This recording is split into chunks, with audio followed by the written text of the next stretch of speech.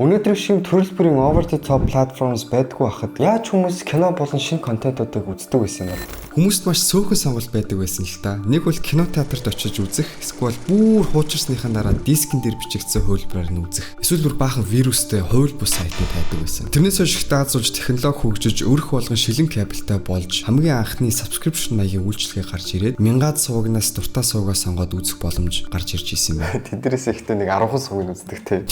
Хаяа дуртай ч юм гарахгүй. Одоо болохоор маш өргөн сонголтын хүрээтэй олон зуун гайхамшигт шинэ уран бүтээлүүдтэй платформд гарч ирж байна. Subscription-ыг төлөөд хүссэн цагтаа хүссэн үедээ үзэж болдог боломжтой болсон. Тэгвэл платформуд нь subscription-аас авж байгаа мөнгөөр юу идэг бол? Хамгийн шинэлэг гадаад контентуудыг Монголд оруулж ирэхэд болон олон шинэ Монгол уран бүтээлүүдэд инвест хийгддэг байна. Яаж Look TV дээр subscription хийх вүлээ? Жодорч мэддэг юм уу?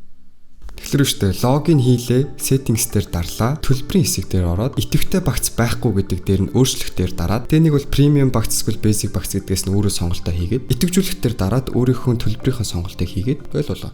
Нэр санаас тэнгисийн ирэг дээр 24/7-аа үзэж амжсан уу? Үгүй. Би ч гэсэн үзээ. Түлжигээ subscription хийж тэгээ ойлоо цогснаа цоглуулж байгаа тамд үзье. Окей.